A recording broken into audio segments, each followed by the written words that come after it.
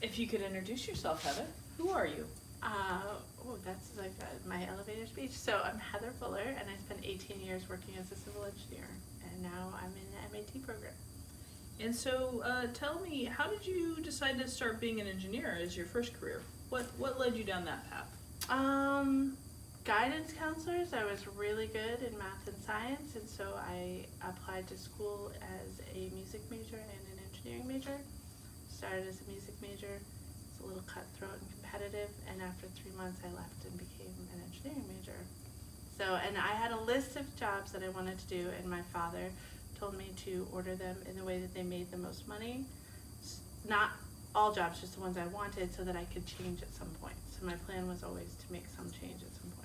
Interesting. It's not often that we have that kind of support early on. But yeah, no, he's pretty amazing. Well, so when you were an engineer, what did you love about it? Problem solving. I really liked solving all of the problems. And I loved that every day was different, and that every road was different, and every airport was different, and every challenge, and working with a lot of people to come to a consensus to make something efficient. Nice. And so along the path, somewhere you decided that you wanted to change your career. Can you tell us a little bit about that? Yeah, I spent a large portion of my career training junior engineers and teaching them, and it was really fun. I think it was probably my favorite part of my career and the longer I was in it, I mentored junior engineers, I ran the co-op program, and I brought in all of our interns, and I really realized that when I went home at the end of the day, towards the end of being in there, that's what gave me the most pleasure. And can you tell us about the moment that you decided you wanted to be a teacher?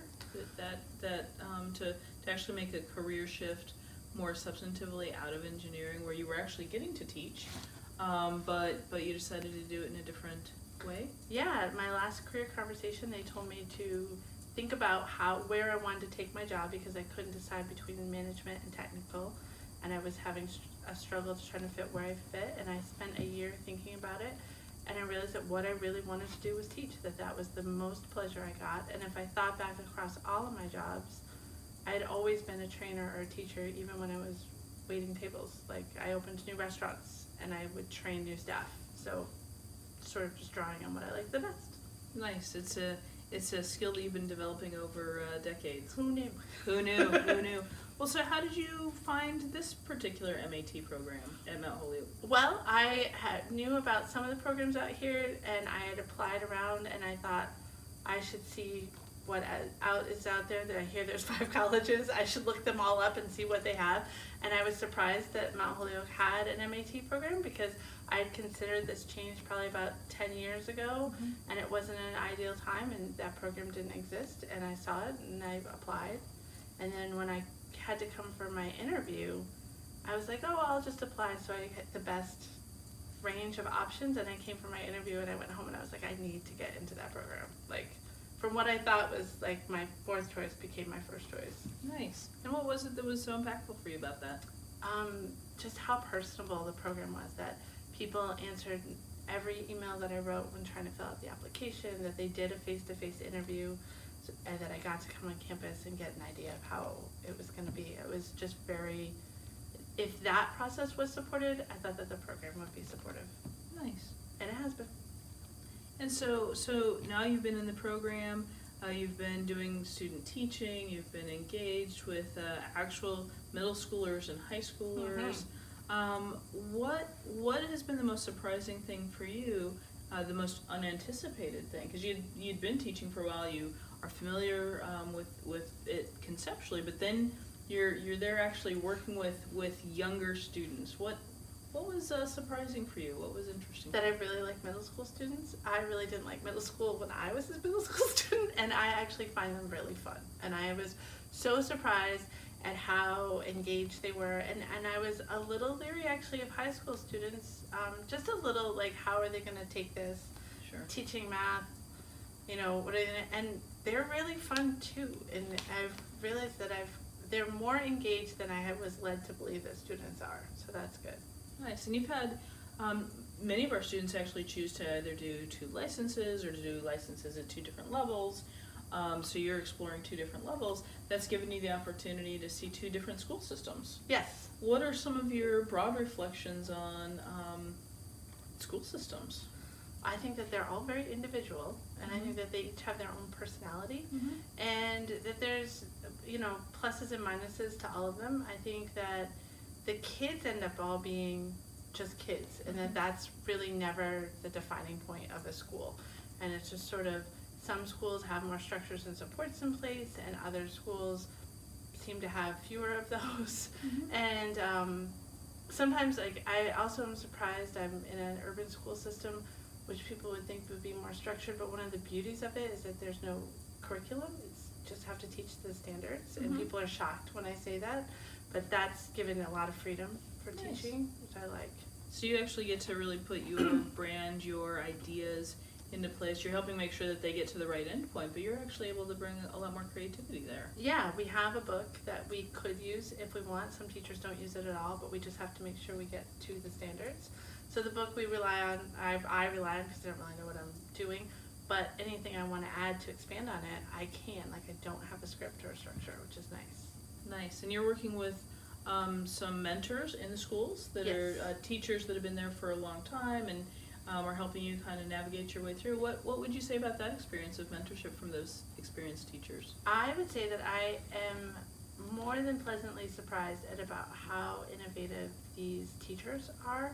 They're very close to retirement. I think that there's a lot of public negativity towards long-term teachers that that comes up, and yet to see how much they care about their students and how much they know about their practice and are willing to change it and talk about it it's been really great. I just anticipated that it would be they'd be more reluctant or more rigid, and they're not. So It's pretty cool.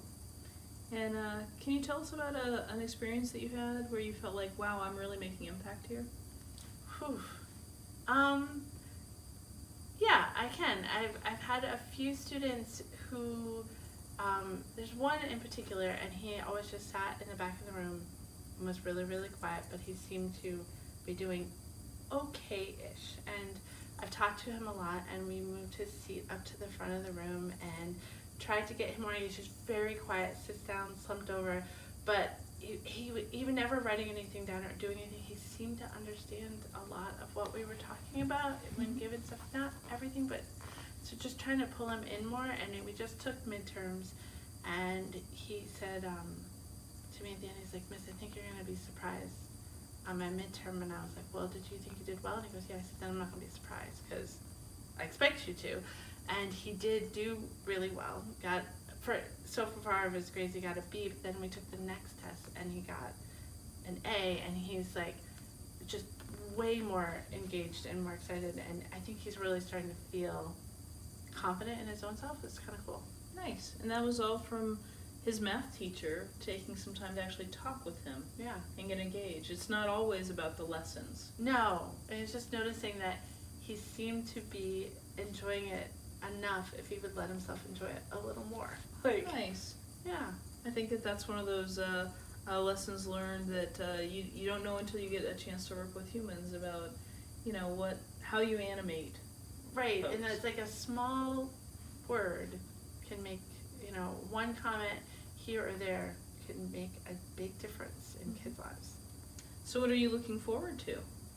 I am enjoying being in my SP's classroom, but I'm looking forward to getting my own and just sort of figuring out what rhythm I have and how I can develop relationships with students from the beginning of the year and see where that goes.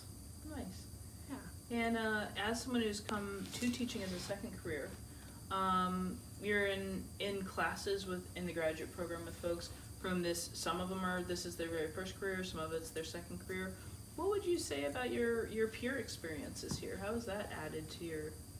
Oh, I think it's been really interesting, especially being in the field of math, because people all have a certain way in which they feel about math, and a lot of people, it's really, I think I've learned a lot from my peers or my cohort here at Mount Holyoke about how other people translate their math stories and how it affects them as an adult.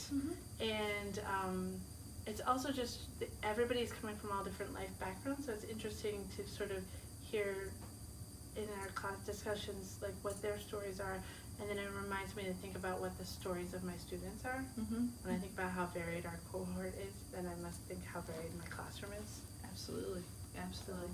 And with your cohort, do you find a sense of collaboration and collegiality? Do you find it to be competitive? Like, how do you guys help and push each other? No, I think it's no. Luckily, it's not competitive. It's very collegial, and it's also very high caliber. Like on my second day of class, I had to submit a group project with people I met the day before, and we had 24 hours to do it. And I was really pleasantly surprised. Like everybody brought more than their best self to the table, and everybody's projects were also successful, and we barely knew each other, but it was very nice. Not all group work situations have I been in and have people worked at that caliber, and then across all of my group projects that I've had here, everyone has worked very hard to be successful, and it's nice.